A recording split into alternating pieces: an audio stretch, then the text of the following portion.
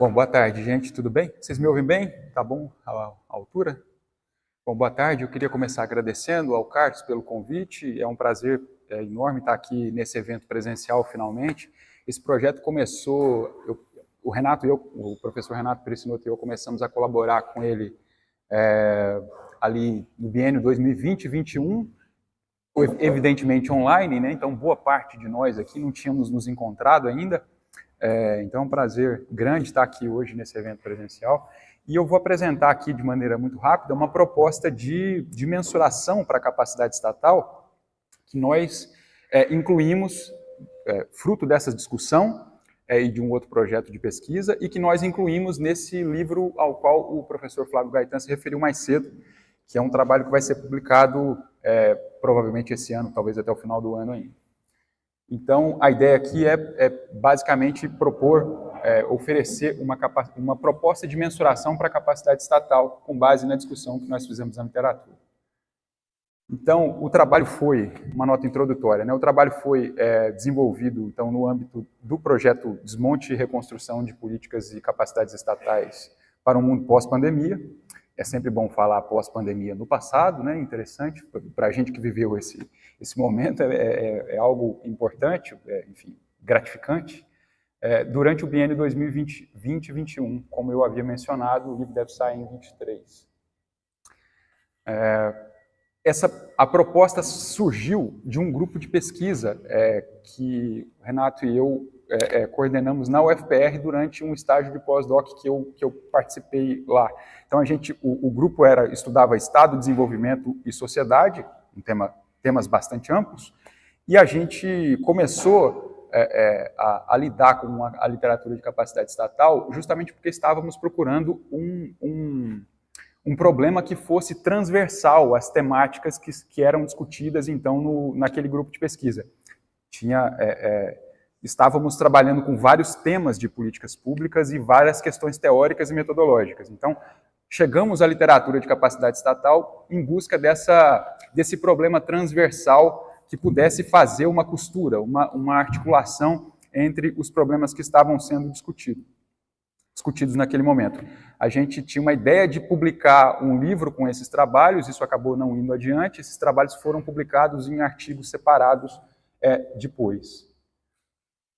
Bom, o objetivo geral do texto que vai sair nesse livro é basicamente construir uma proposta que pudesse ser útil a diversos temas de política pública com diversas questões metodológicas. Então, o objetivo geral era, nós partimos não de uma proposta de aspectos empíricos fixos, nós partimos de uma proposta de um conjunto de dimensões analíticas que nós identificamos serem comuns na literatura clássica e contemporânea sobre o assunto, justamente porque o nosso objetivo fundamental era que essa proposta pudesse ser utilizada por vários pesquisadores, inclusive os pesquisadores do INCT-PPED, do qual nós estávamos fazendo parte naquele momento. Então, são vários temas de pesquisa, várias questões teóricas, várias preocupações metodológicas, então a ideia era que essa proposta pudesse, em alguma medida, ser útil a boa parte desses temas de pesquisa e dessas questões de pesquisa. É uma proposta, como vocês vão ver, ela é bastante flexível por causa disso.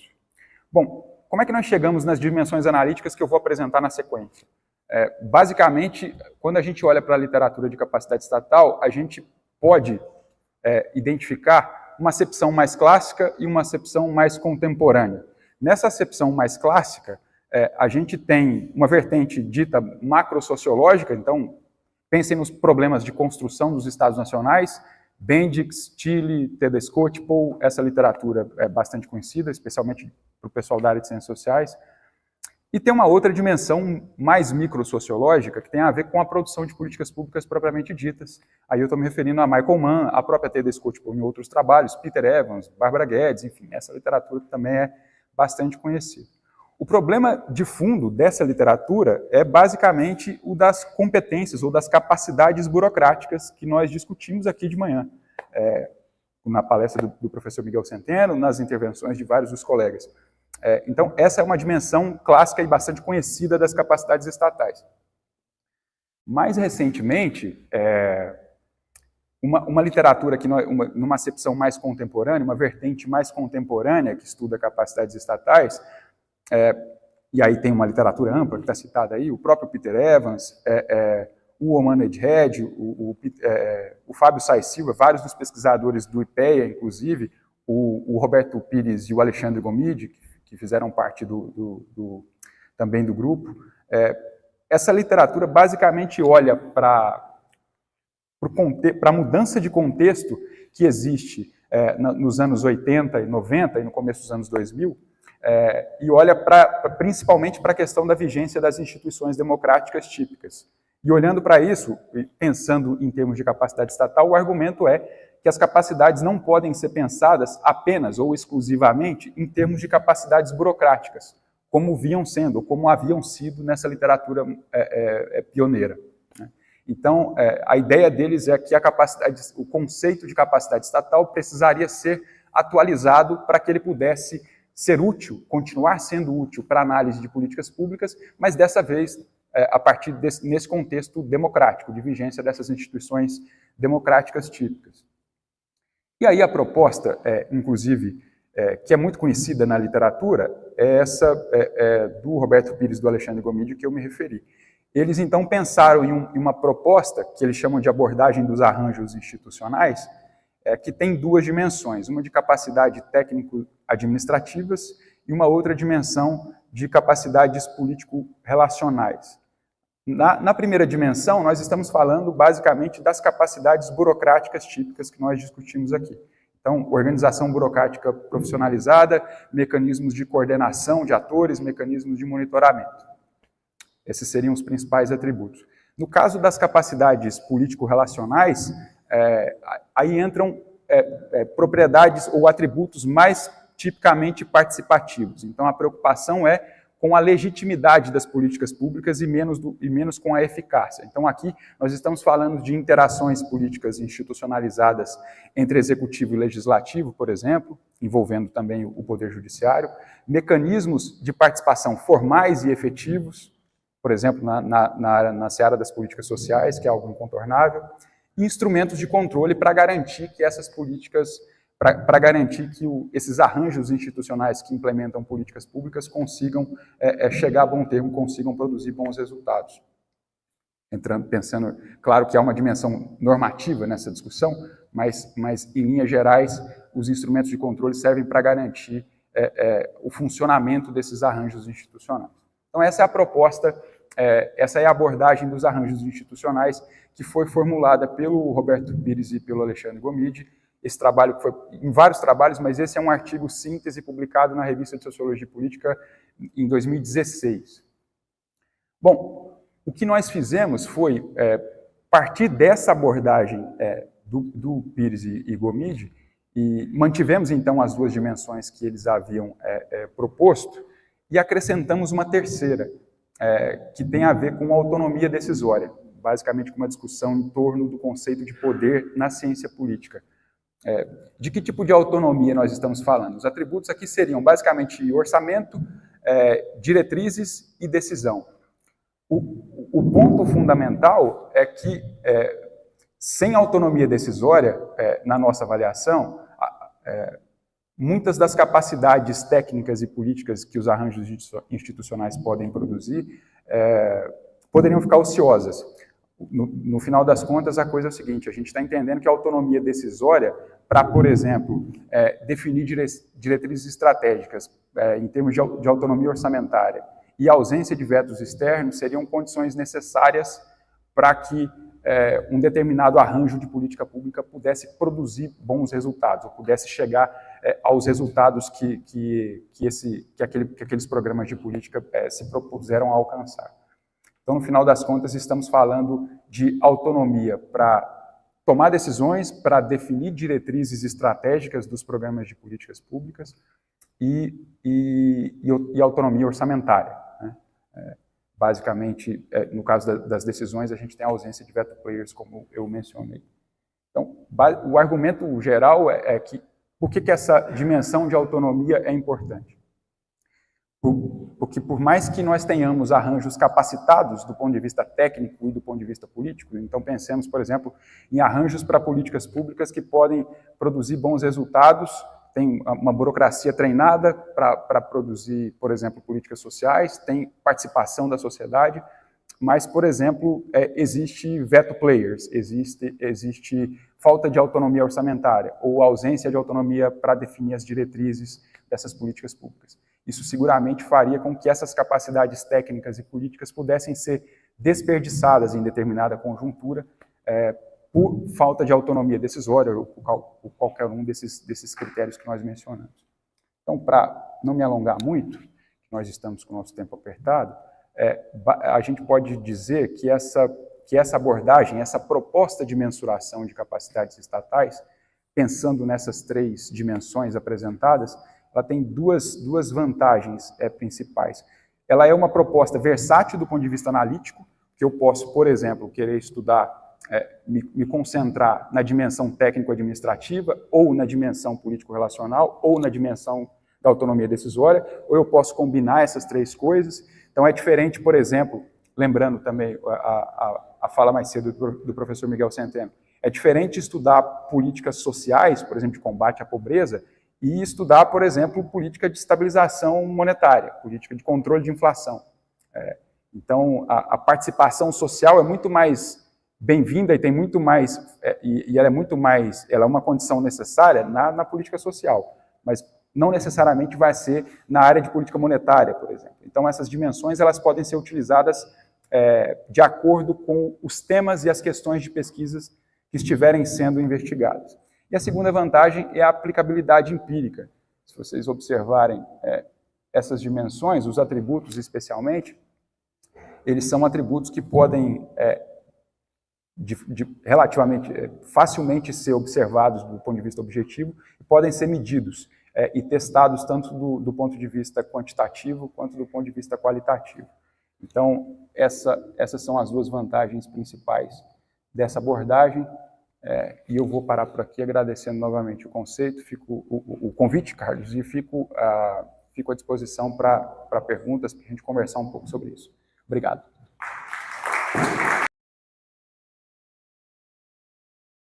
Boa tarde, eu queria agradecer muito, em particular, ao pessoal do INCT, PETED, em particular ao professor Carlos Henrique, professor Renato Bosch, e também, muito especialmente, ao meu colega Flávio Gaetan, com quem eu tenho tido a oportunidade de pensar questões de pesquisa e refletir sobre uma série de coisas.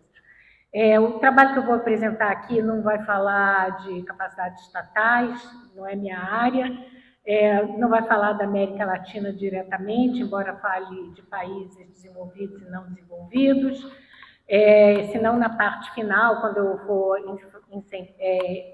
enfatizar a dimensão justamente dos tais títulos sociais que vêm se multiplicando, tanto com emissão, tanto por parte de bancos, fundos, etc., quanto por parte de governos e onde países como México, Chile, etc., já estão adotando.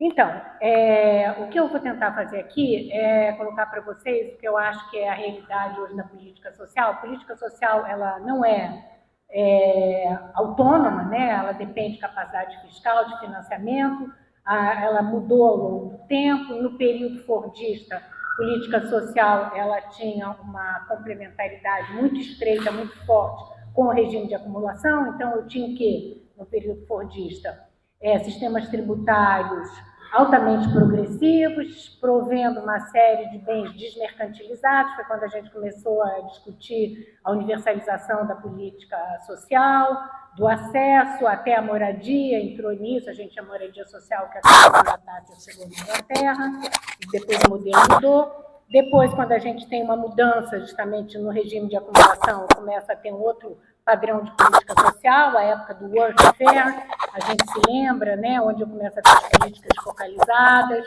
de ativação para o mercado de trabalho, reduzindo os direitos, a gente vai avançando, aí a gente chega naquilo que a Susan Soderbergh chamou de o debt fair state, né, que é todo o processo de endividamento para acesso a bem-estar, E é por isso que eu acho que a gente deve pensar mais em regimes de bem-estar, para tentar entender qual é o lugar da política social no âmbito de cada regime de acumulação. Se o regime de acumulação muda, e eu acho que hoje a gente está num momento em que o capitalismo ele é um capitalismo regido pela grande finança, e não apenas pelos bancos, como a gente sabe, mas por uma série de novos atores, que são essencialmente os fundos institucionais, os fundos de pensão, que são hoje detentores de ativos e que configuram uma série de provisões que eu não vou ter tempo de falar aqui. Eu acabei de fazer um artigo grande sobre o papel dos fundos de private equity na reestruturação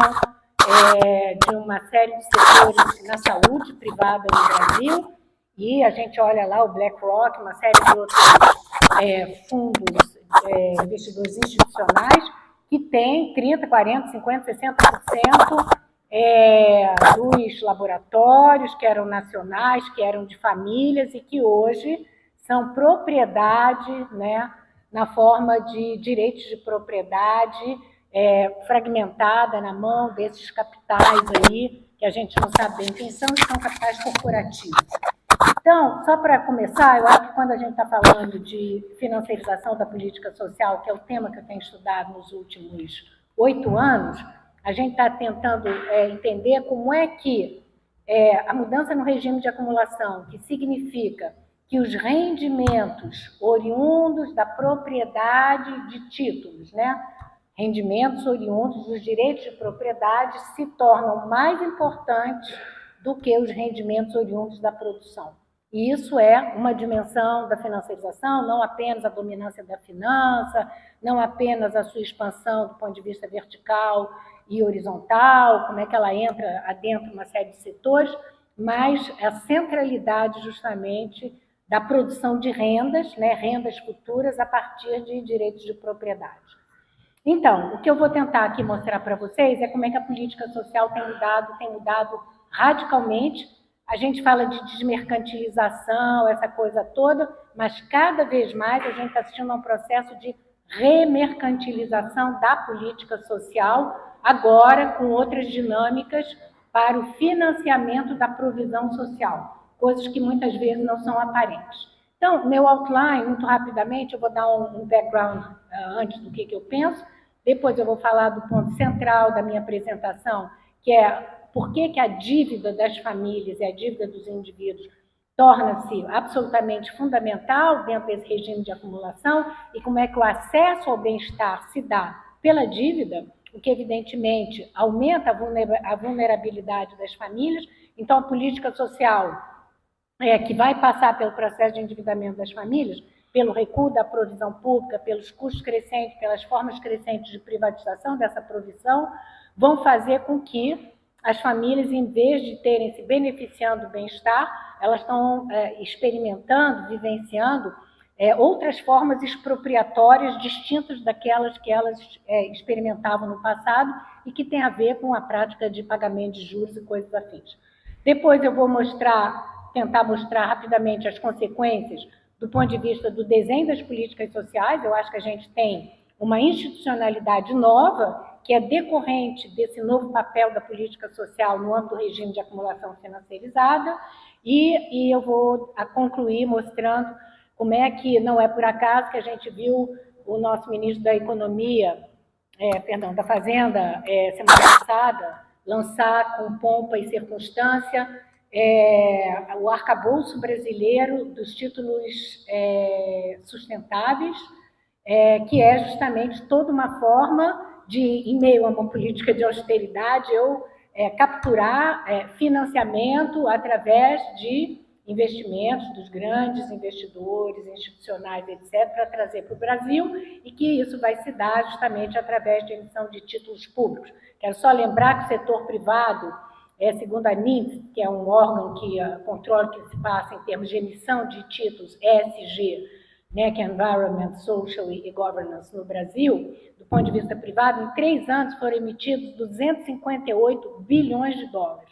Tem mais ou menos 338 empresas com emissão de títulos. E agora é o governo que vem entrando nessa área, com um pouco menos de recursos, mas eu vou tentar mostrar que existe um processo de assetização de direitos e que é, eu acho, um aprofundamento ainda maior da dinâmica da financiarização. Então, para ir para o background, o ponto central é que a gente pensava a política social, né, como uma forma de suavização do consumo ao longo do tempo, redução da pobreza, diminuição da vulnerabilidade, e o que a gente está vendo é que ela está perdendo essas funções que ela tinha. De novo, eu acho que a gente tem que olhar para a política social, e é por isso que certas categorias, desmercantilização, elas não têm mais muito sentido, porque quando a gente olha a forma como a política social vai ser financiada, e mesmo quando ela parece chegar na ponta com acesso público, a gente tem que entender através de que mecanismos a gente está financiando essa política social. Então, no capitalismo financeirizado, a relação de complementaridade com a política social está muito mais associada a formas, evidentemente, de geração de rendas, né, e de outros mecanismos que permitem, enfim, a captura de rendas, de fluxos de rendas futuros, que ainda não aconteceram. Portanto, a gente tem que repensar o papel da política social, né? E eu acho que tem 3 grandes coisas que influenciam hoje o desenho da política social. Primeiro, a própria democratização do crédito, né, que foi uma coisa espetacular nos últimos 20 anos, onde se relaxaram todos os critérios de acessibilidade, e eu vou mostrar outras políticas que aconteceram aqui, e que foi algo necessário justamente em tempos de política de austeridade, com toda uma articulação institucional nova do Banco Mundial, do FMI, do G20, todos juntos participando disso, com grande presença dos bancos centrais, notadamente dos países em desenvolvimento. Da mesma maneira, a gente observa uma criação de novas classes de ativos, só para falar dos PPPs, também todo dia a gente ouve o nosso querido ministro da Fazenda falando que agora vai ter PPP para tudo aqui no Brasil. Nós sabemos o que são PPPs, a experiência de PPPs que houve na Inglaterra, por exemplo, que acabou com o National Health System em inglês, mas que a gente pode observar em outros lugares, aqui perto no Peru e no Brasil também a gente já tem alguns exemplos. Obrigada. E o que a gente faz com os PPPs, né, é um mecanismo, na verdade, já que houve insucesso com a privatização plena, a gente passa a ter agora essas parcerias público-privadas, onde o Estado assume alguns riscos para justamente atrair investimentos privados que vão poder, então, majoritariamente, né, investir em infraestrutura, que é muito deficiente nos países em desenvolvimento, e através dessas inversões maciças em infraestrutura, vão permitir que esses grandes investidores institucionais, que são aqueles que têm participado do desenho desses projetos, eles possam obter justamente rendas futuras de forma regular. Quem está por trás dos desenhos dos PPPs e desses social bonds e de tudo que a gente vem assistindo, o Banco Mundial, eu não sei se vocês sabem, mas o Banco Mundial agora, né, tem um novo presidente, o Ajat Banga, e o Ajat Banga, como vocês talvez não sabem, ele foi 20 anos CEO da Mastercard. E ele acabou de organizar uma grande reunião, acho que foi, enfim, na França, não sei exatamente aonde, estava vendo a reunião do G20, e em paralelo ele estava tendo uma reunião com 15 membros que ele julga os mais importantes para ajudá-lo na nova missão do Banco Mundial de promover o desenvolvimento, em particular nos países em desenvolvimento, e para isso ele chamou o presidente da AXA, o CEO da AXA, a AXA é a maior asset manager da Europa, o da BlackRock também foi convidado, o da Blackstone, tem os Big Threes, né, que é a Vanguard, a State Street e a BlackRock, todos lá presentes. Ou seja, quem senta hoje com o presidente do Banco Mundial para definir o que serão as políticas de investimento dos países, nos países em desenvolvimento, etc., que na maior parte deles hoje tem uma grande dívida externa e estão enfrentando dificuldades muito grandes, são justamente aqueles que vão se favorecer o mais possível desse novo modelo, né, que são as parcerias públicos-privadas, que vão permitir que se, enfim, cobrem tarifas, né? Tem várias modalidades de PPP que eu não vou abrir aqui agora, mas são formas de privatização, formas de passar títulos, ativos públicos para o setor privado durante um tempo, e não por acaso a gente viu anteontem em São Paulo uma grande reação diante da privatização, né, iminente da Companhia de Água, né, Sapesp, e também dos metrôs.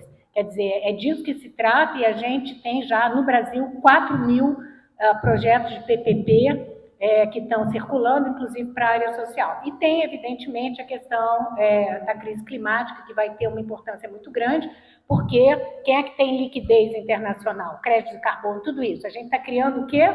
Ativos. A gente está criando classe de ativos, sobretudo do ponto de vista, né, dessa coisa que a gente chama assetização da natureza, que é para captar esses recursos que vão, evidentemente, ao longo do tempo, através da emissão desses títulos, gerar rendimentos regulares para os detentores desse título. Então, eu acho que a política social está sendo capturada por essa lógica, que é a lógica da assetização, sem que a gente entenda isso como algo iminente e que já está em processo.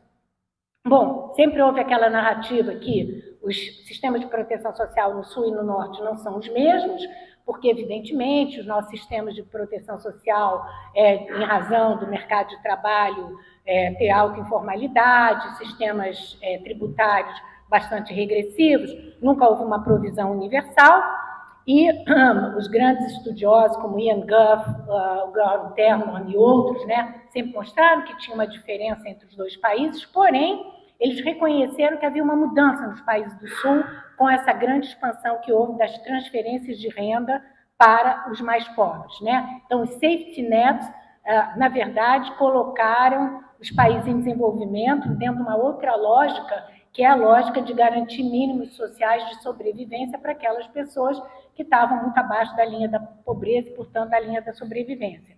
Então, são transferências fiscais monetárias, né? Porque, por menores que sejam, vão ter um impacto, eu já vou mostrar para você. E isso se dá, evidentemente, porque eu tenho políticas de austeridade que impedem que o Estado gaste, o Estado não pode gastar, etc., e essas políticas de transferência de renda vão, de alguma forma, alimentar a dinâmica da financiarização.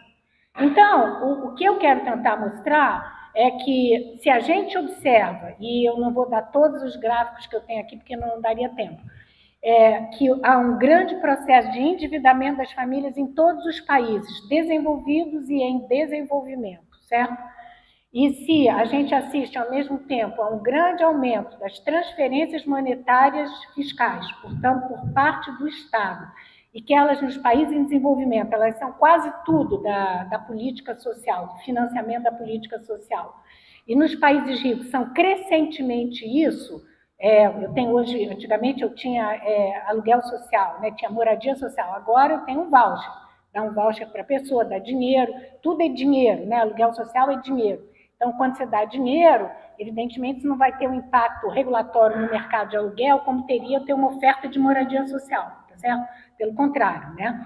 Então, o que é importante para mim e para colegas com quem eu fiz esse trabalho, uma delas a Eliane Araújo, aqui de Maringá, é tentar entender como é que está se dando essa relação com uma predominância das transferências monetárias em detrimento da provisão desmercantilizada, que essa, evidentemente, é muito mais custosa, etc.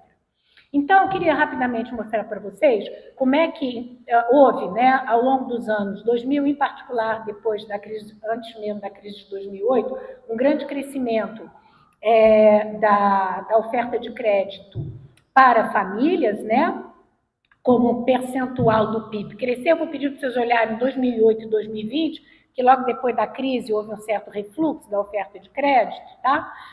Mas esse crédito às famílias, esse saldo de crédito cresceu. E cresceu, sobretudo, como vocês estão vendo na última linha, nas economias emergentes, né? E cresceu numa proporção bastante grande. Ao mesmo tempo, como eu disse, a gente assiste, né, a essa política que é chamada política de reconhecimento e a política de redistribuição. Para muitos autores, como os que estão colocados aqui, o James Ferguson, que fez um enorme sucesso com o livro dele, mas que começou lá atrás com os colegas lá do Banco Mundial, né, o Barrientos, também falando, né, a grande política é dar Bolsa Família para todo mundo, mínimos sociais, isso começou a se multiplicar, e, de fato, hoje não, em 2017, eu já tinha mais de 3 milhões de pessoas nos países em desenvolvimento e nas economias emergentes que ganhavam pelo menos alguma coisa aí como $20 por mês, né? O que faz com que a gente tenha um fenômeno novo, que é justamente a partir do recebimento dessas transferências, houve também uma grande expansão, juntamente com novas tecnologias digitais,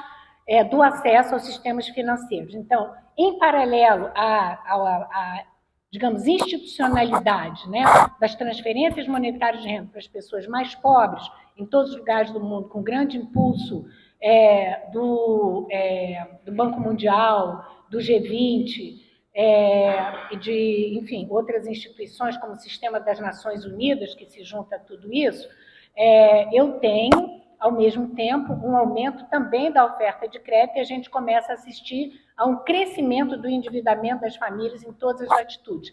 Lembrando que nos países ricos, a maior parte das famílias está endividada por utilizar empréstimos imobiliários, ou seja, é o acesso justamente a um ativo que faz com que elas se endividem dentro de uma lógica que as suas aposentadorias futuras hoje nos sistemas de capitalização talvez não rendam aquilo que elas esperavam, como a gente tem visto com a instabilidade dos mercados de capitais, e, portanto, foi um momento, não vou explicar tudo aqui agora, que os próprios estados incentivaram a todos, com juros muito baixos, classes médias, que comprassem ativos financeiros, agora na forma de moradia, né, que hoje é um ativo financeiro, espera-se que ele, e a gente viu que foi, né, a inflação do preço das moradias, sobretudo nos países europeus.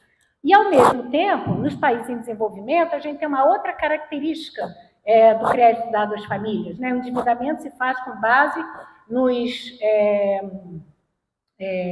créditos, recursos livres, tá? Ou seja, não direcionado. Então, não é para comprar carro, não é para comprar, é consignado, não consignado, são créditos que são justamente que permitem à população utilizá-los para aquilo que é mais imediatamente necessário para a sua sobrevivência. E 2/3 da dívida das famílias nos países em desenvolvimento, nas economias emergentes, é dessa natureza. Então, a pergunta era, será que é verdade que existe uma conexão entre benefícios sociais de combate à pobreza e aumento da dívida das famílias?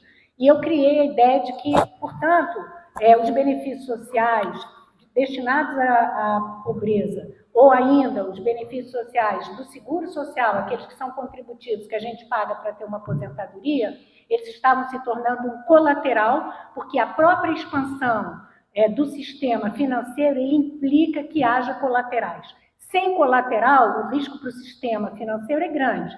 Como é que eu vou colocar milhões de pessoas nessa política de inclusão financeira dentro do mercado financeiro, se essas pessoas não têm nenhum colateral, ou se muitas vezes o que elas pensam ser o colateral, uma máquina de costura, uma terrinha, uma propriedade, é ilíquido, tá certo? Não tem liquidez nenhuma, então é preciso outra coisa.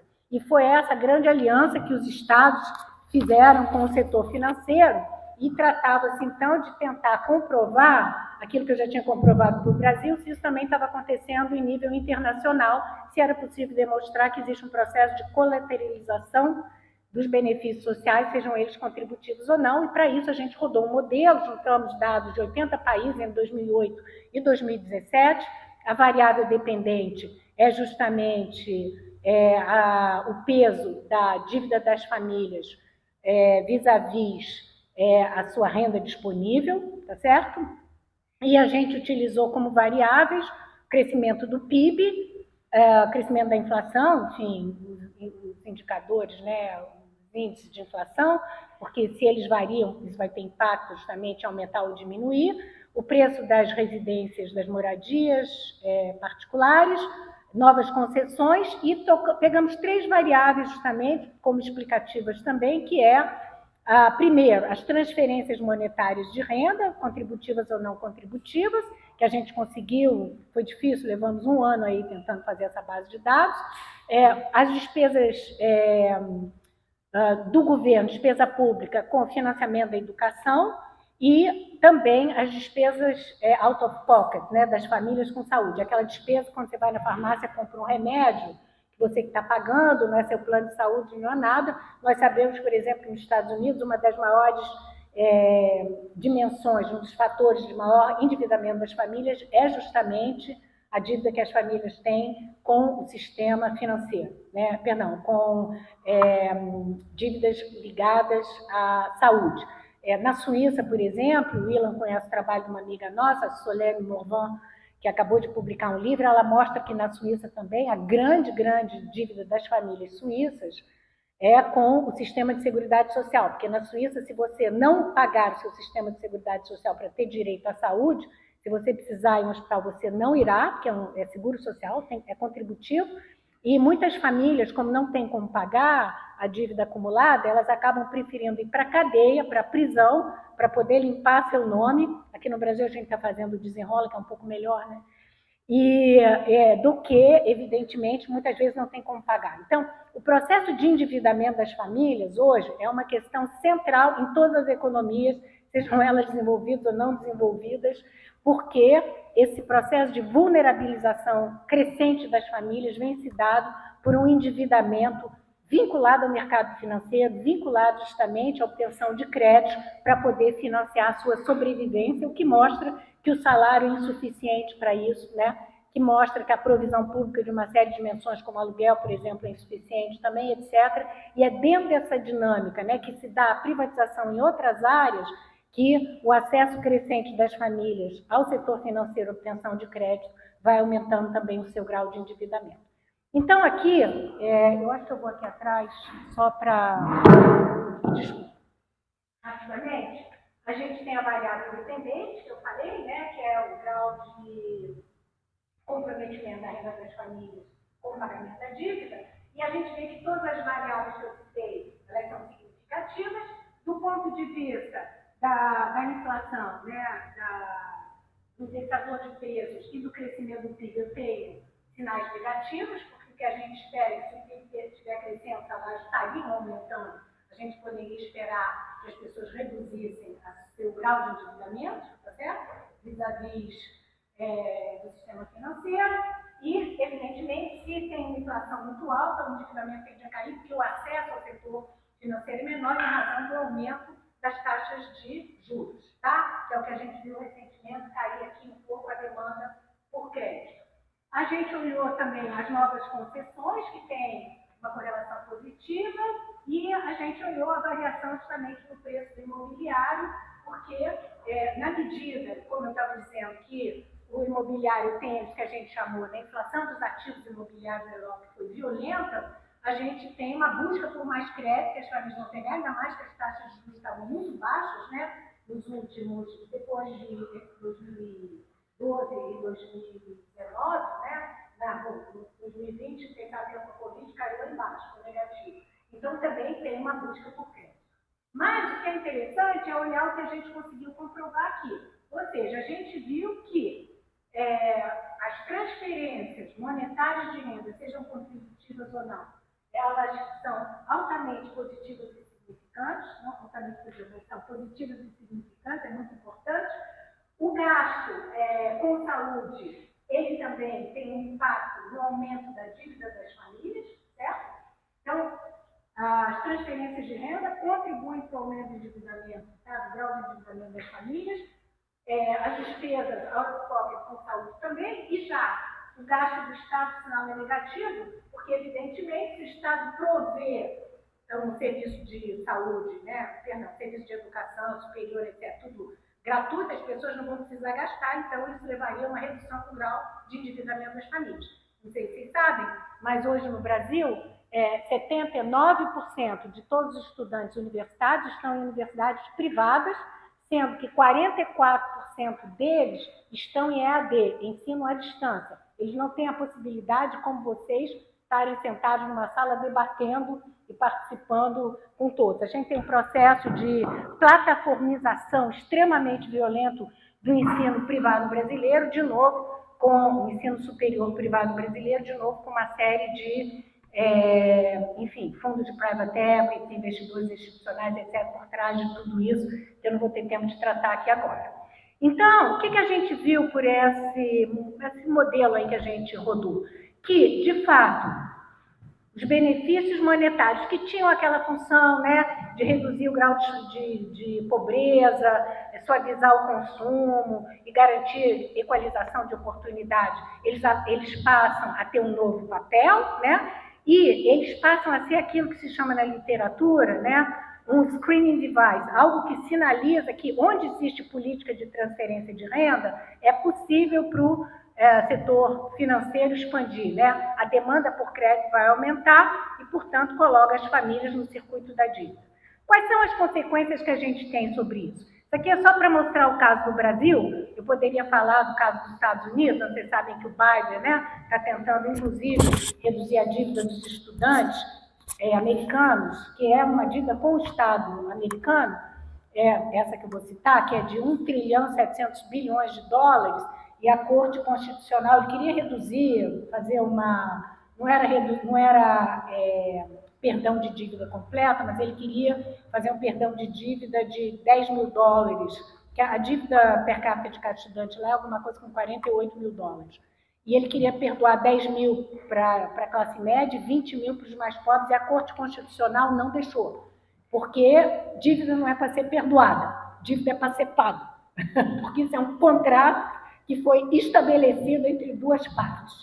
Bom, então, é importante a gente entender que as pessoas só se endividam na medida que tem oferta de crédito, né? E o que aconteceu no Brasil? Se a gente olhar aqui, durante justamente a gestão do PT, os anos 2000, teve uma grande expansão do crédito, que antes justamente não crescia adequadamente, como percentual do PIB. Agora, o que tem de mais fascinante na curva que vocês estão vendo? É que a linha vermelha é o crédito dado às famílias, e a linha azul é o crédito dado às empresas. E no Brasil, eu não pego empréstimo, como vocês podem imaginar, a classe média não se endivida, né? A gente compra títulos do Tesouro e a gente ganha renda paga pelo Estado. Mas quem precisa de dinheiro é hoje quem mantém as altas taxas de rentabilidade dos bancos brasileiros. São as famílias, e são as famílias mais pobres. Então, isso é uma coisa surpreendente, né, que o saldo de crédito dado às famílias é maior desde 2016 do que o saldo de crédito dado às empresas, para seu financiamento, que passa a ser.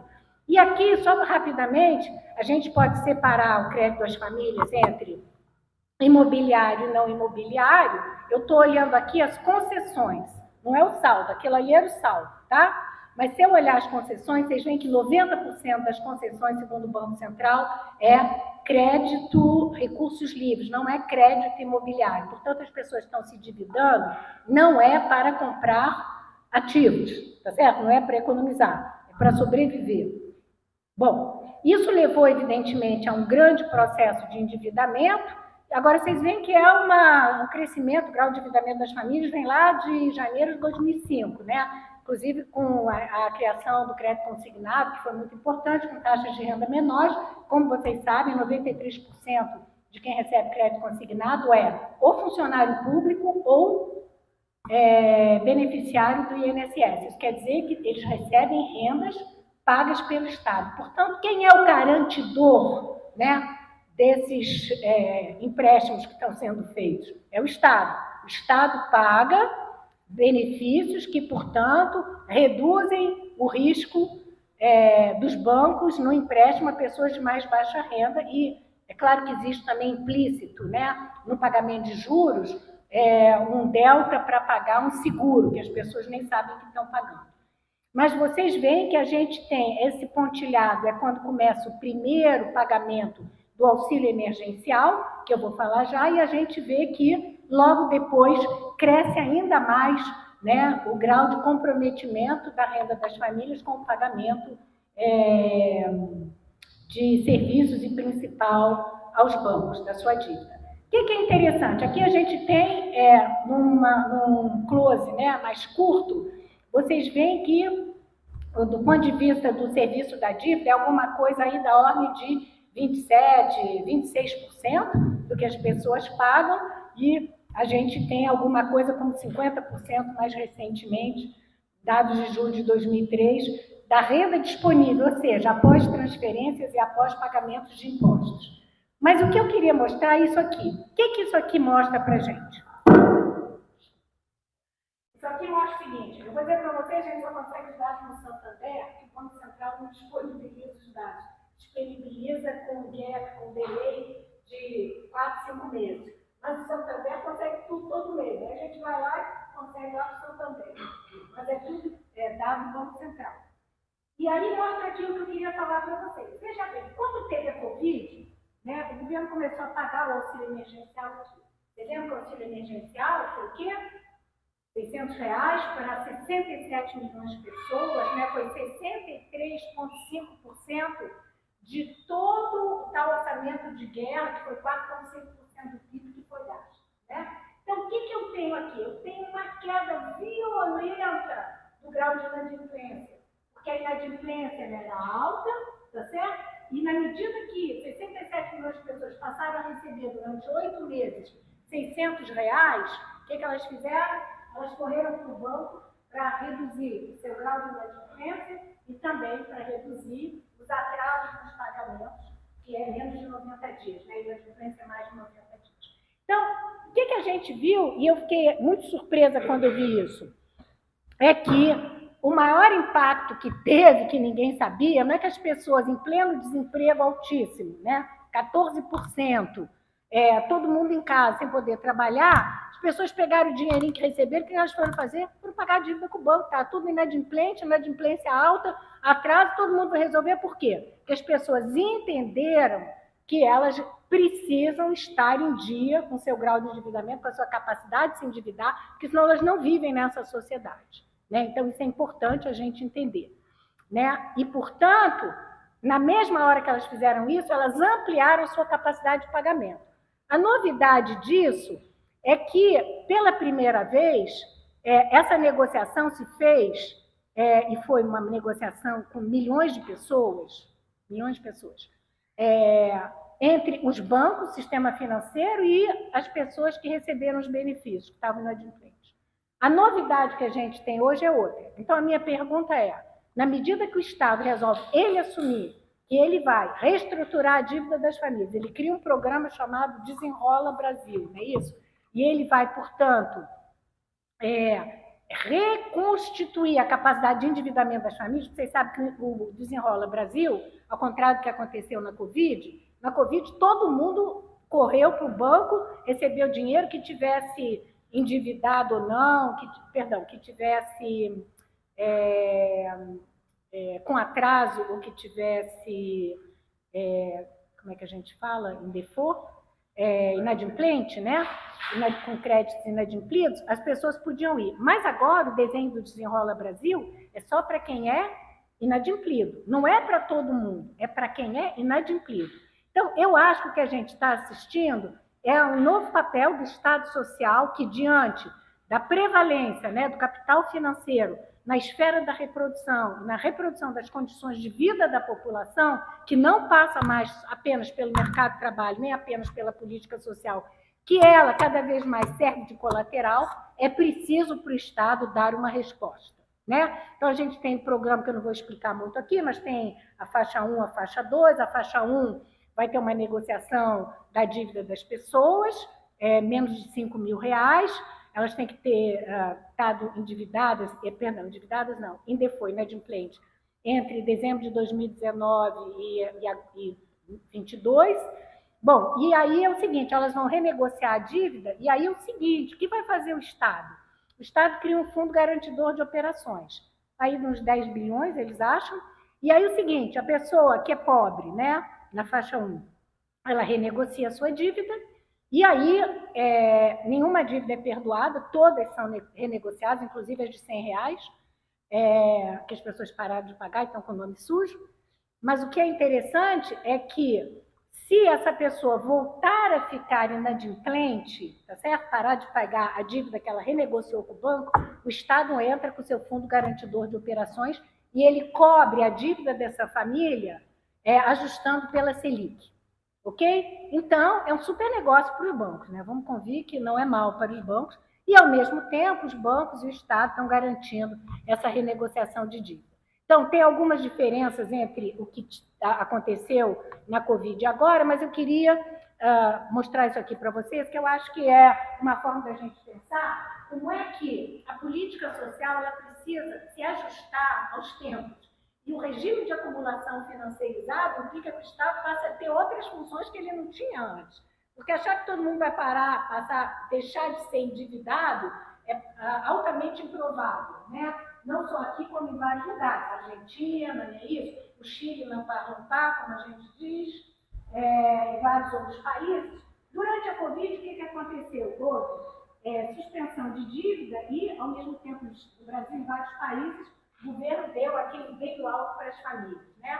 Então, foi um impacto também muito grande. Nos Estados Unidos aconteceu a mesma coisa. As pessoas que estavam inadimplentes reduziram muito seu grau de inadimplência, teve negociação de mais de 70 bilhões de dólares com os bancos, mas nos Estados Unidos o Estado estava envolvido, aqui no Brasil não.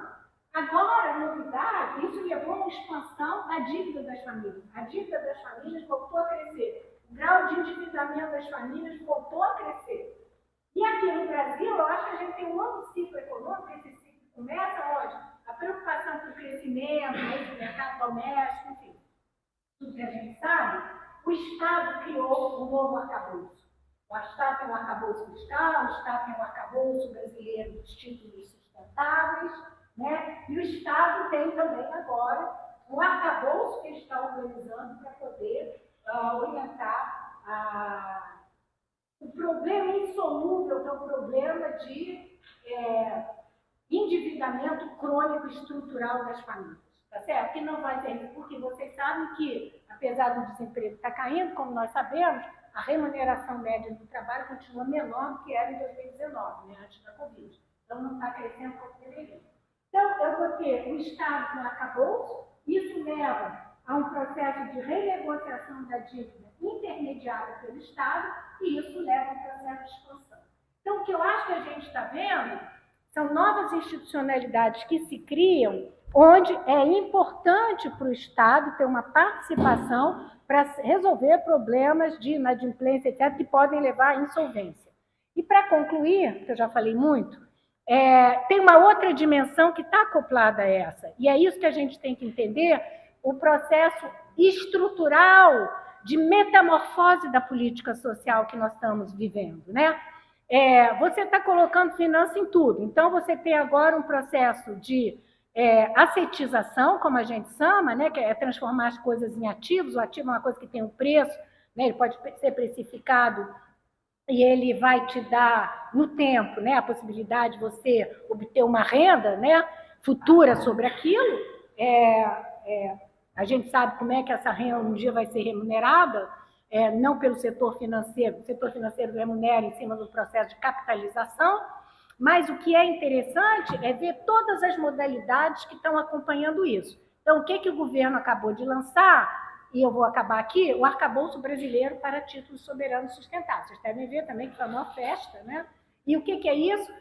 É forma de você obter, através da emissão de títulos de 20 bilhões de dólares, financiamento, títulos soberanos para o setor financeiro, para o setor ambiental ou para o setor social. E aí, se vocês forem olhar lá o que o governo falou que vai fazer com esse dinheiro, que ele vai colocar no orçamento, ele vai utilizar para expandir o Bolsa Família, para melhorar os sistemas de segurança alimentar, para gerar empregos, acesso à habitação acessível, acesso à infraestrutura, saneamento, ou seja, o governo criou, né, o que ele chama uma grande coordenação com todos os ministérios, e a ideia é que eles vão fazer exatamente como já se faz em outros países, né? O Brasil está até chegando atrasado, que era aqueles Social Impact Bonds, que as pessoas, os grandes fundos de investimento, escolhem onde eles querem investir. Então, tem lá, tem um título para você colocar dinheiro no combate à pobreza numa pequena cidade no interior de não sei de onde.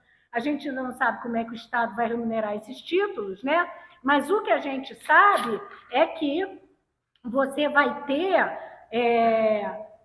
as empresas, quer dizer, o grande capital financeiro, né, os fundos investidores, esses big trees, esses caras todos que estão por trás e que estão interessados na compra desses ativos e que são os chamados ativos do bem, porque a finança agora ela é boa, como vocês sabem, né?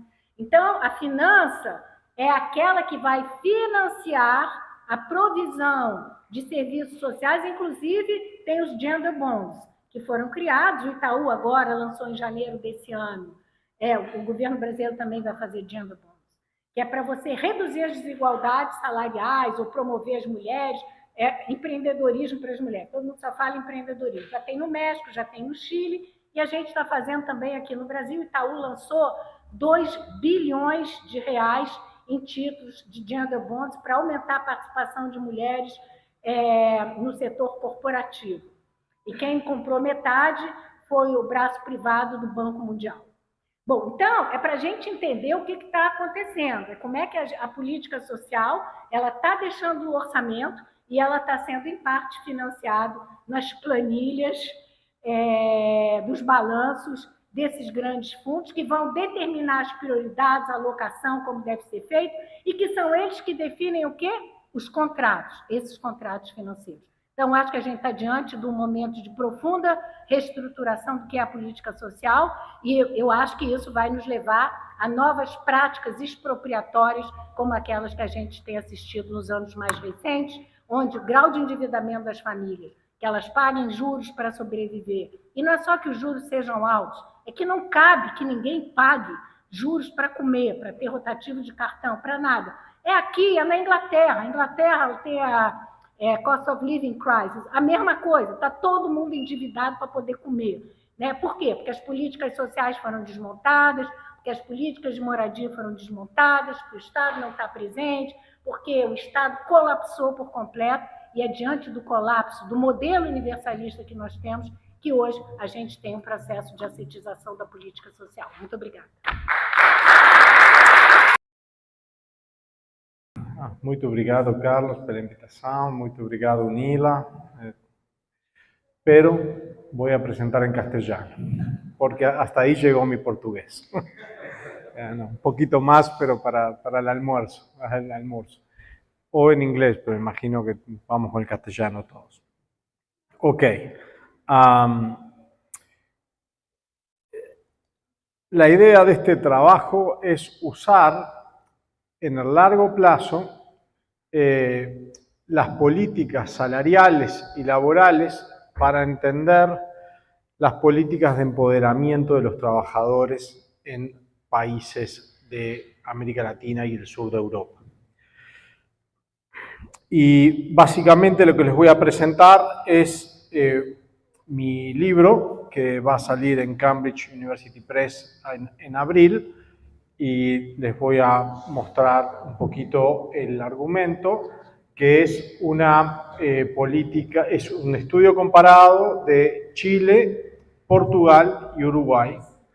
Y básicamente les voy a hablar de la pregunta de investigación, de políticas predistributivas versus redistributivas dentro de una estrategia distributiva. Les voy a presentar los casos, hablar un poquito de la teoría que está asociada a la idea de práctica política en el largo plazo y a la idea de la unidad en la izquierda como motivación en el corto plazo.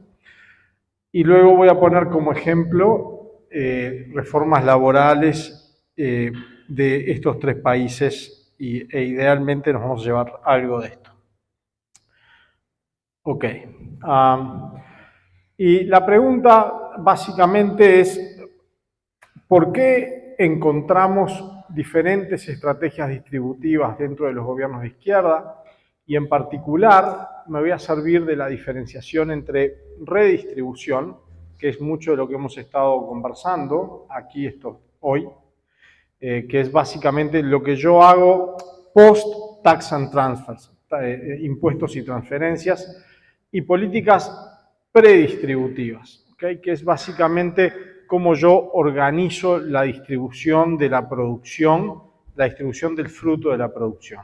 En este caso, estoy hablando de políticas salariales, son predistributivas y no redistributivas. Bien.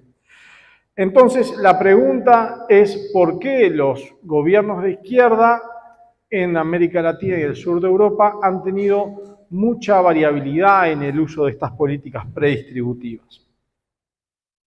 ¿Sí? En la foto es básicamente el sindicato en Uruguay, el PIT-CNT, y la proclama de ellos es más negociación colectiva, más democracia. Es interesante la foto porque la negociación colectiva, voy a argumentar, básicamente está asociada a el empoderamiento de los sindicatos.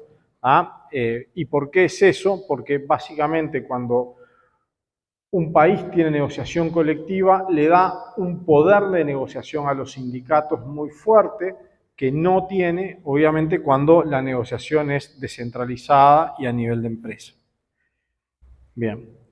Entonces, básicamente podemos estar de acuerdo que los partidos de izquierda o centroizquierda en nuestros países han tendido, en la medida de sus posibilidades, a promover la inclusión social,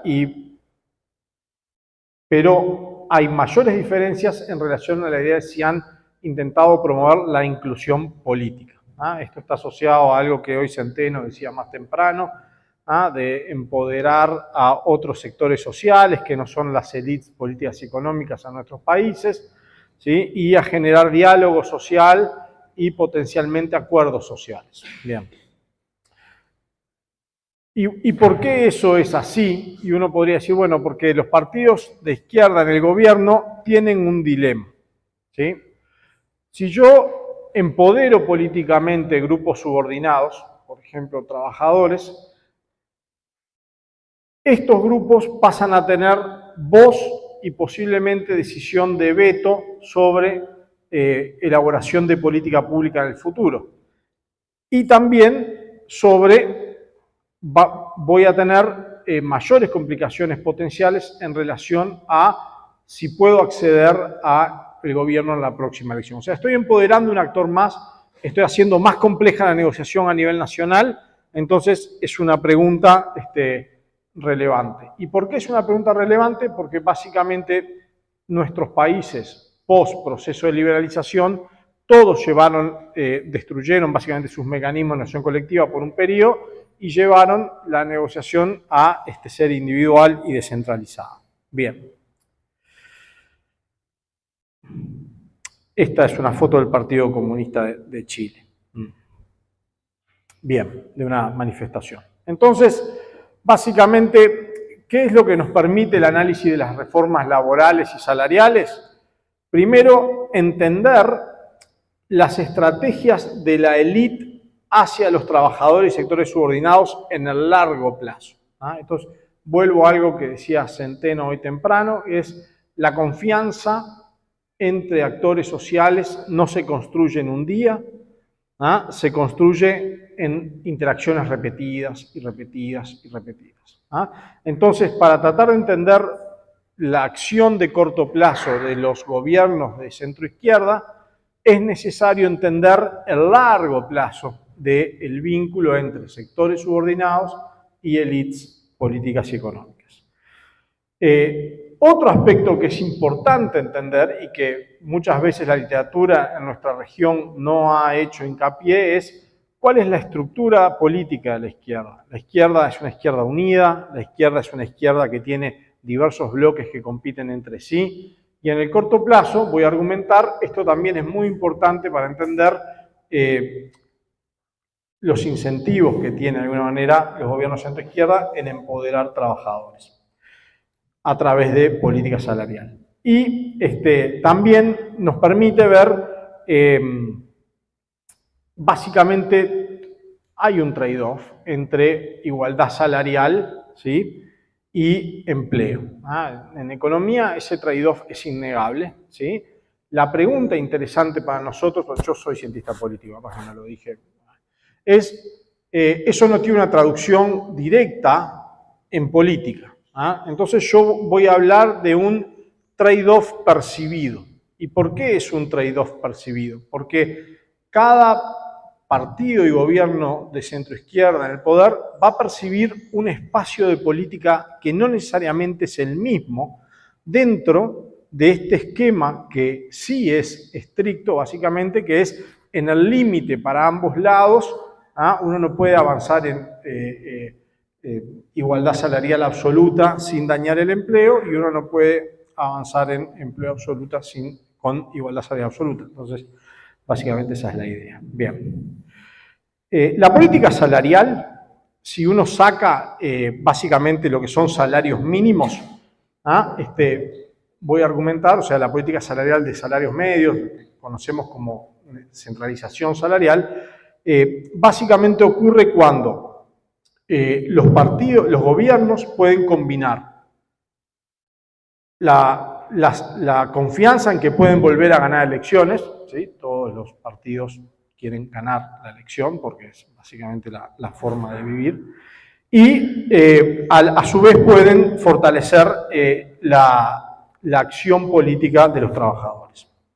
Bien. ¿Por qué es interesante esto? Los 3 países que yo estudio son países pequeños. Básicamente la literatura lo que nos dice es que cuando tenemos estos países, básicamente van a converger hacia negociación salarial descentralizada, porque son pequeños, tienen una exposición fuerte al mercado internacional, un poquito lo que decía Aldo hoy más temprano, ¿sí? Básicamente esto es el libro clásico de Katzenstein de 1985, ¿sí? Y nuestros países básicamente son tomadores de precios y no tienen capacidad de establecer precios en el mercado internacional, y también exportadores de productos primarios y manufacturas, cuando las hay, de baja tecnología y bajo valor agregado, ¿sí?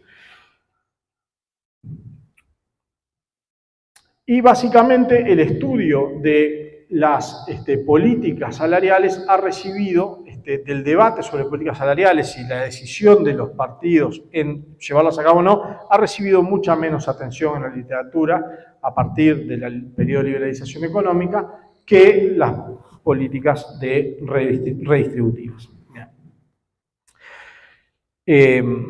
Bien. ¿Cuáles son las contribuciones esperadas? Básicamente, la idea es integrar al viejo estilo Kohler y Collier procesos de largo aliento con decisiones de corto plazo, y tratar de entender esas decisiones de corto plazo a partir de procesos de largo aliento, ¿sí? Y básicamente tratar de mover un poquito el debate sobre las políticas distributivas y predistributivas en los países en desarrollo como los nuestros, moviéndolas un poco más allá del corto plazo, de básicamente la coyuntura y lo que sucede en la coyuntura, que siempre es interesante, pero si solo nos quedamos con la coyuntura, es difícil entender también muchas veces hasta dónde podían o no podían llegar determinados gobiernos con determinados países y cómo se movieron en el espacio de política que sí tenían disponible. La persona que está ahí abajo es un expresidente de la Unión de Trabajadores de Portugal, ¿sí? Y lo interesante de esto es, Portugal tiene un mecanismo de concertación social que ahora voy a hablar, y en Portugal trabajadores y empresarios se llaman a sí mismos los parceiros sociales, ¿okay? Que básicamente en castellano la traducción es como socios. Y lo interesante es que muchas veces también la lengua, cómo vamos hablando y cómo le denominamos las cosas, habla mucho de cómo nos consideramos unos a otros. Y en Portugal, trabajadores y empresarios, más allá de que tienen conflictos muy grandes, son socios, ¿sí? Bien. Esto es básicamente para mostrarles los 3 países salarios mínimos, ¿sí? En Portugal los salarios mínimos se establecen desde hace ya unos 30 años, entonces ven que es la línea negra, hay un aumento sostenido de los salarios mínimos. En Chile, también la política de salarios mínimos es muy pareja en todo el periodo. Durante el periodo de Lagos tiene un incremento y se nota ahí como una curvita hacia arriba, pero básicamente también los salarios mínimos han subido. Uruguay, que es la línea de más abajo, en este cuadro es la más interesante porque durante el periodo de liberalización los gobiernos de centro-derecha renunciaron al establecimiento de salarios mínimos. Y van a ver que la línea es completamente recta hasta que en el año 2005 el gobierno del Frente Amplio decide volver a establecer salarios mínimos, entonces vuelven a subir salarios mínimos. Estos son salarios medios, ¿sí? La negociación colectiva en Portugal, que es la línea continua, básicamente no se negocian salarios medios, se negocian solo salarios mínimos y el gobierno tiene la potestad, ¿sí?, cuando así lo decide, de extender alguna negociación particular a todo un sector de la economía. Puede hacerlo o no, pero en términos generales no hay una negociación colectiva más allá de salarios mínimos. En Chile no hay una negociación colectiva más allá de las empresas individuales y en Uruguay a partir del año 2005 la hay, antes no. Pero la gráfica más interesante yo creo es esta, que es el ratio de salarios mínimos y salarios medios. Entonces ahí podemos ver cómo Uruguay es el país que tiene la pendiente más alta a partir del gobierno del Frente Amplio porque hace las dos cosas. Restablece el Consejo de Salarios y fija salarios medios, entonces aprieta la brecha salarial por encima de los otros países. Chile tiene la línea más flat, digamos, donde la brecha salarial se ajusta menos que los dos, y en Portugal se va ajustando básicamente por el proceso inverso que en Uruguay. Suben los salarios mínimos, ¿sí?, que es sobre lo que el gobierno actúa más, pero los salarios medios no se ajustan tanto. Bien. La literatura nos habla de muchas dimensiones cuando hablamos de negociación salarial, pero básicamente hay dos dimensiones que son bien importantes para entender cómo el uso de la política salarial fortalece o no a los trabajadores organizados. La política salarial, la negociación de salarios puede ser obligatoria o voluntaria. Por ejemplo, en Portugal es voluntaria, en Chile es voluntaria, en Uruguay es obligatoria. O puede ser centralizada o descentralizada. Estoy simplificando, en nuestros países no tenemos centralización absoluta. Cuando hablo de centralizado, estoy hablando centralizado a nivel de sectores o algún nivel similar. Y básicamente centralizar la negociación y hacerla obligatoria es lo que más empodera a los trabajadores. ¿Por qué? Porque les da un bargaining chip muy importante con su constituency, ¿sí? O sea, mi sindicato va a negociar salarios por mí regularmente. Entonces, tengo un incentivo mucho más fuerte hay una utilidad mucho mayor percibida en pertenecer a un sindicato, ¿sí? Bien. Entonces, básicamente, si ordeno a los tres países entre sí, la idea es ordenar a los tres países en el proceso de largo plazo y de corto plazo. Entonces, en términos del largo plazo, lo que yo voy a estar mirando en los tres países, que es lo importante, es si en el vínculo entre las élites y los sectores subordinados son un actor legítimo en la arena política, ¿sí? Y respecto al corto plazo, voy a mirar si la izquierda está dividida o no está dividida. Entonces, básicamente en Portugal y Uruguay, y ahora voy a explicar en circunstancias muy distintas, los trabajadores en el largo plazo han sido un actor político legítimo, con derecho legítimo a sentarse en la mesa de negociación salarial y en otras mesas de política pública, y en Chile en general no. Y tanto en Portugal como en Chile la izquierda está dividida, es decir, hay más de un partido en la izquierda, compiten entre sí. Alguno de esos partidos tiene más capacidad de movilización que el otro. En general los que gobiernan son los que están más al centro y tienen menos capacidad de movilización. Y en Uruguay no está dividida. Entonces, básicamente voy a decir que en Chile la estrategia distributiva es left liberalism, que básicamente es una forma de third wayism, o básicamente la idea del blairismo en Inglaterra o en otros lugares. En Portugal hay una concertación social fundamentada por el Estado, o sea, la sostiene el Estado, y en Uruguay hay neocorporative policy making, que es política neocorporativa. Hasta que no no hablo del arreglo de intereses sociales, sino de cómo se elabora la política, ¿sí? Son dos niveles distintos de análisis. Bien.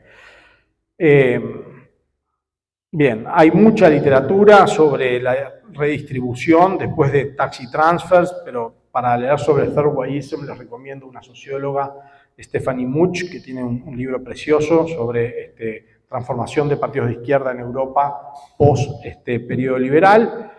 El left liberalism es consistente con la descentralización de salarios, porque básicamente los gobiernos de izquierda se van a limitar a generar políticas post-tax and transfer y van a eventualmente trabajar con salarios mínimos.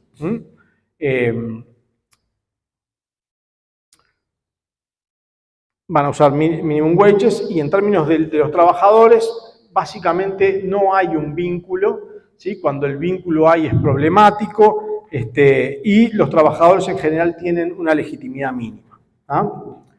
Y muchas veces cuando vamos a estos países y miramos, esto surge después de algún conflicto fuerte entre trabajadores y partidos. En algún momento hay una relación que se rompió por algún sentido. Bien. En la concertación estatal hay redistribución más concertación institucionalizada, ¿sí? Por ejemplo, en Portugal lo que tenemos es el Consejo Permanente de Concertación Social, que se reúne y donde los trabajadores tienen 6 representantes, los empresarios tienen 6 representantes y está el gobierno, y ahí adentro discuten. ¿Y por qué esto funciona y es interesante? Porque ningún actor tiene confianza en sí mismo. Los partidos están divididos y los sindicatos están divididos.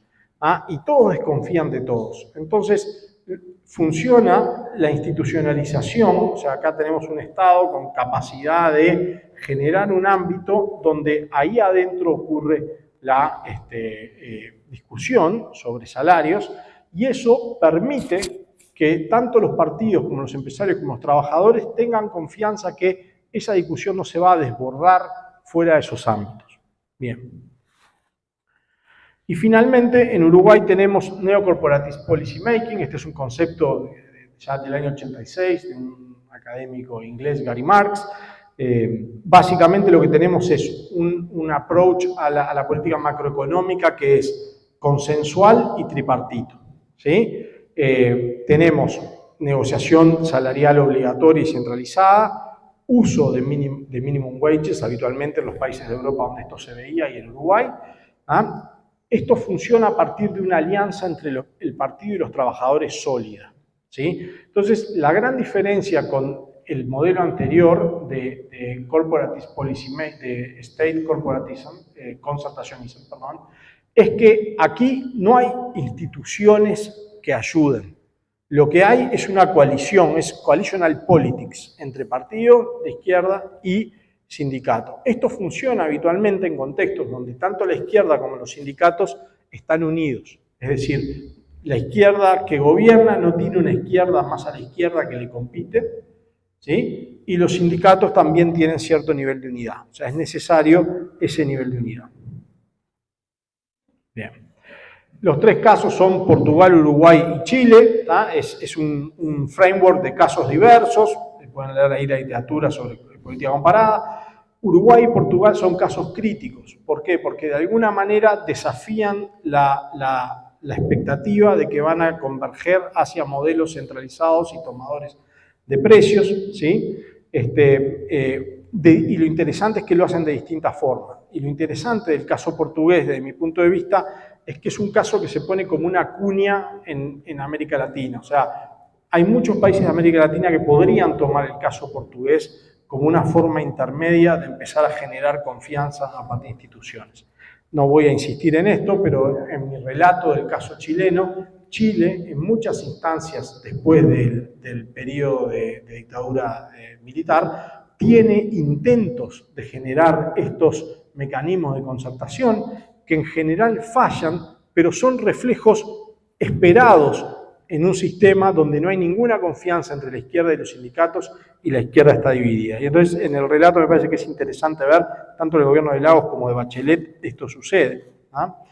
El libro, si alguna vez lo quiere leer, básicamente tiene un fieldwork entre 2008 y 2019, analicé más de 200 documentos y prensa en los 3 países y hice más de 100 entrevistas en los 2 países. Para el largo plazo, no los voy a aburrir mucho con esto, el análisis lo baso en algunas categorías de lo que Mark Warren llama Political Practice Toward Empowerment of Labor, que es básicamente mirar qué sucede en cada país con algunas actitudes que en el largo plazo tienen las élites hacia los grupos subordinados. Entonces, por ejemplo, las élites reconocen a los trabajadores y a los sindicatos. En Chile hay un reconocimiento limitado. En Portugal y Uruguay hay un reconocimiento ilimitado. Me detengo un segundo en el caso portugués, porque cualquiera de ustedes que sepa un poco de historia me va a decir, pará, Portugal era una dictadura en el Estado Novo, un sistema, no una dictadura, pero un sistema totalitario. Y es cierto, pero lo interesante es que el Estado Novo portugués necesitaba, aunque fuera un poco de manera demagógica, la negociación continua entre empresarios y trabajadores. Entonces, durante todo el Estado Novo, las libertades estaban limitadas, pero los trabajadores tenían la capacidad de ir a sentarse a negociar salarios y eran considerados, dentro de lo poco legítimo que era todo el sistema, con un nivel de legitimidad razonable. Entonces, esto hace que cuando Portugal se democratiza, es natural que los trabajadores sean uno de los actores que se sientan a la mesa de negociación. Ahora sí, una mesa democrática y una mesa distinta a la mesa anterior, pero la idea, lo interesante es la dinámica que ocurre durante todo el Estado Novo. ¿Ah? La representación sí era limitada en Portugal. Los trabajadores no podían tener cualquier sindicato, ¿sí? Podían tener el sindicato que el gobierno establecía. En Chile los gobiernos constantemente prohibían a las centrales sindicales, entonces eso también lo torna limitado.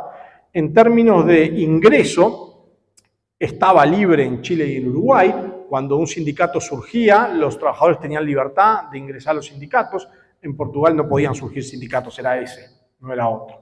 Era un puppet union, ¿sí? En términos del voto, estaba restringido, tanto en Portugal como en Chile. Y estaba no restringido universal en Uruguay durante básicamente toda la primera mitad del siglo XX.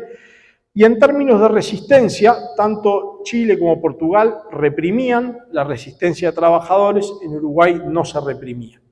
Entonces, básicamente, yo lo que discuto en el libro es que en el largo plazo, antes de las dictaduras de los años 70 y de la Revolución Portuguesa de la década del 70, Chile tiene una estrategia de la élite hacia los trabajadores que básicamente es biased contestation, o sea, una contestación sesgada. ¿Sesgada por qué? Porque siempre que se armaba lío, la izquierda terminaba siding con la élite y nunca una cross-class alliance, ¿sí?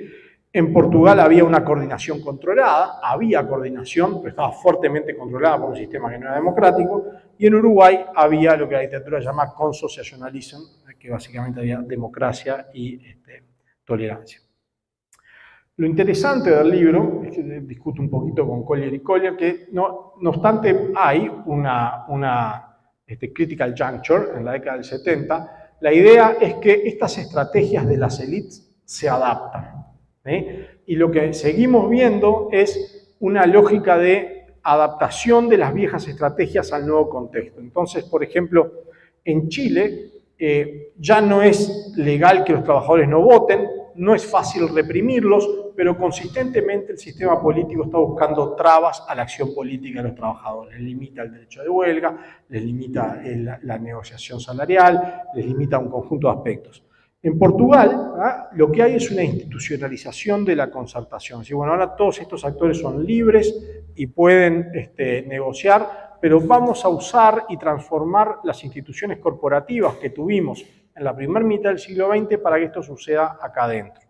Y en Uruguay, básicamente lo que hay es un fortalecimiento del diálogo social que había, que con la aparición del gobierno del Frente Amplio como partido izquierdo unificado, mueve a Uruguay desde una vieja concertacionismo al estilo europeo hacia un coalitional politics. Entonces, si por ejemplo hay mucha literatura de Alexandre Afonso sobre esto en Europa hoy, cuando no hay coalitional politics, lo que tenemos es una idea de concertación, y cuando tenemos coalitional politics, ahí es lo que yo, al menos yo propongo esta otra política. Bien.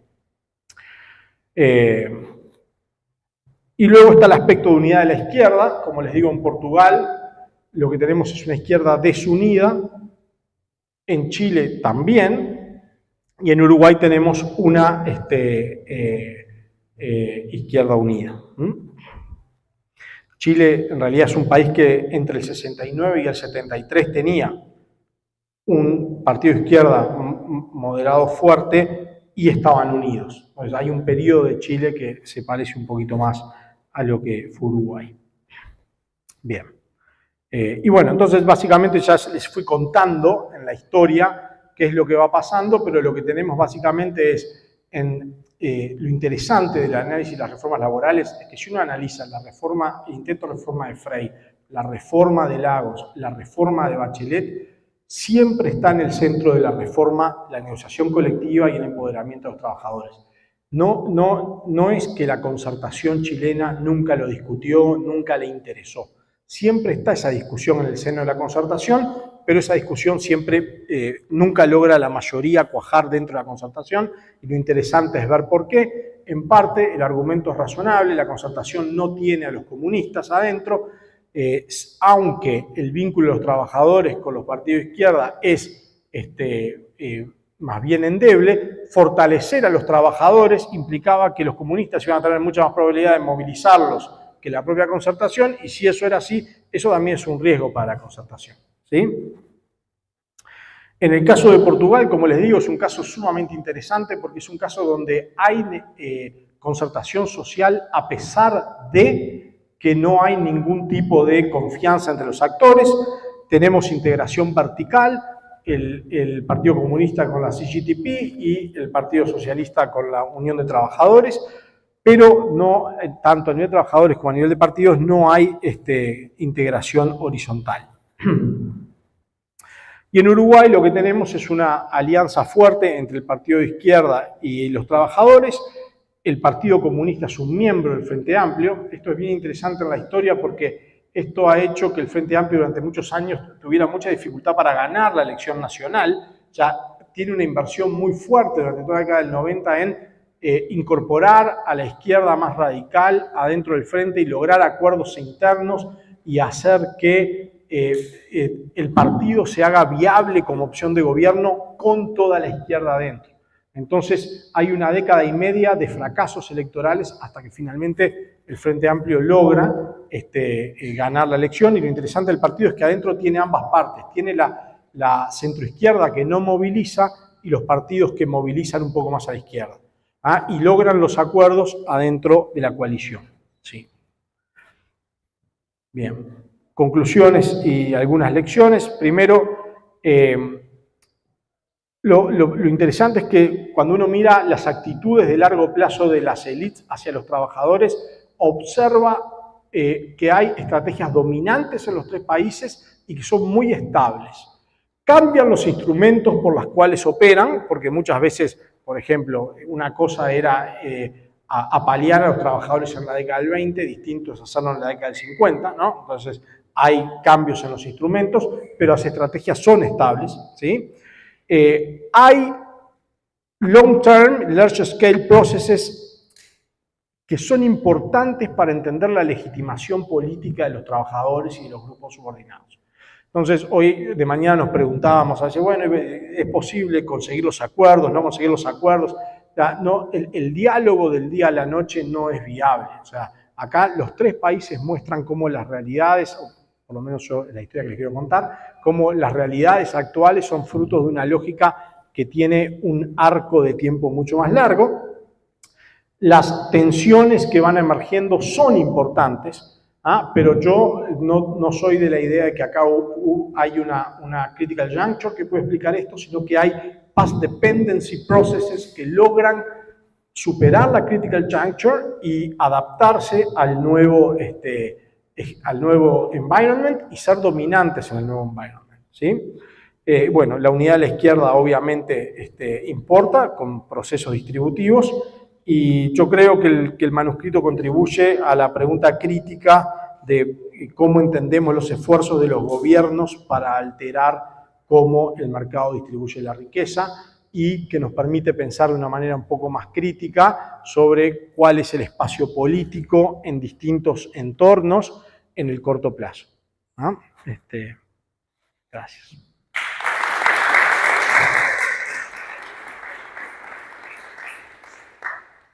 Las caras eran de sueño, quiero que sepan, pero bueno, ánimo.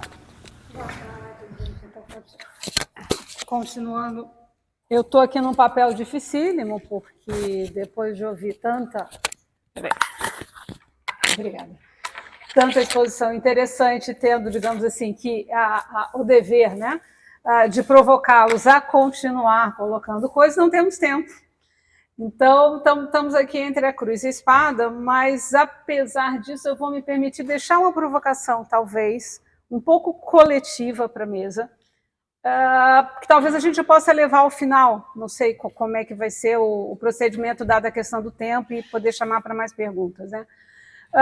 Mas, assim, aproveitando, puxando um pouco ao contrário, né, depois de toda essa reflexão sobre, enfim, as possibilidades ou não de união da esquerda e o que se consegue quando ela alcança ou não, digamos que o poder, né, volta um pouquinho a discussão, eu vou conectar um pouquinho do início da sua proposta de uma mensuração das capacidades estatais. Em que sentido?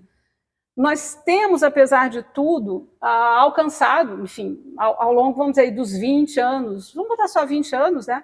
A esquerda tem alcançado várias vezes, enfim, a coordenação de vários estados nacionais, mas as políticas de financiarização permanecem, né? Sejam feitas pela esquerda, sejam feitas pela direita. Às vezes até elas aprofundam, até elas caminham mais rápido em governos de esquerda, em alguns setores que a gente até não esperaria. E não é uma questão específica da América Latina, né? Também não é só da periferia, isso tem acontecido, enfim, no centro e fora do sistema. E uma outra característica tem sido essa transformação daquilo que se espera do Estado, né? Não parece que ele tenha menos poder cada vez mais, né?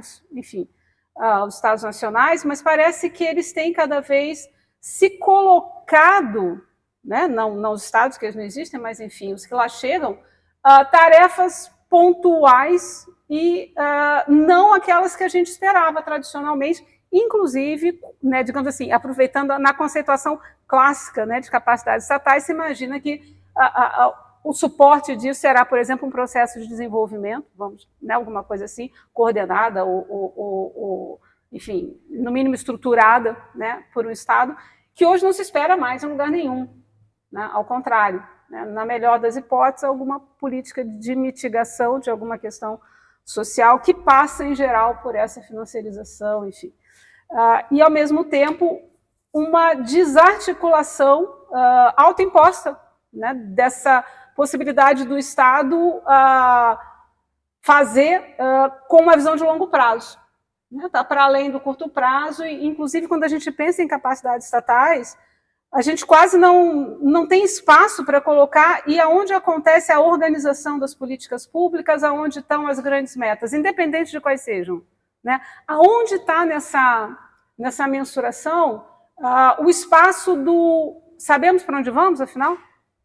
Né? Porque às vezes a gente já nem se pergunta mais, né? Então era um pouco nesse sentido que eu ia, enfim, provocar. Tinha mais algumas questões bem pontuais, mas não temos tempo, eu não vou alugar vocês com, enfim, minhas colocações. Espero ouvir mais provocações do público, enfim, a seguir a próxima mesa, que eu acho que vai ter que ser essa dinâmica, vai ter pelo menos uma? Ótimo, então é melhor ouvir um pouquinho mais exatamente, né, do público, e depois a gente continua, ok? Já o professor Carlos já está inscrito. Já. Uma pergunta, talvez, muito... Carlos. Assim, você colocou na sua fala da China, você compara ou não a China com a questão militar das famílias? Há diferença? Não há diferença? Apenas um comentário sobre isso. O endividamento das famílias cresceu exponencialmente na China. Eu tenho dados separados que eu não mostrei aqui, mas eu tenho dados que eu peguei para cada um deles, e das famílias crescidas. Imobiliário, então, não imobiliário. Não imobiliário. Deve ter crescido também no imobiliário, mas eu tenho separado. Depois me manda o artigo. O artigo vai sair na REC. Eu diria que é um fenômeno genérico, porque está colocado diante de uma retração de outra visão que hoje não é mais necessária diante da complementaridade. A política social hoje tem uma outra complementaridade. Então, a gente tinha políticas universais, porque você tinha um chão de fábrica, um modelo fordista, ninguém podia faltar, todo mundo tinha que ter saúde, todo mundo tinha que ser capacitado, fazer curso, treinamento. Agora não é assim, agora você tem acesso de mão de obra, enfim, plataformização do emprego, não é isso? Desqualificação, e ao mesmo tempo você tem as pessoas que estão incluídas pela dívida, porque não estar endividado é impossibilidade realmente você viver na economia de mercado.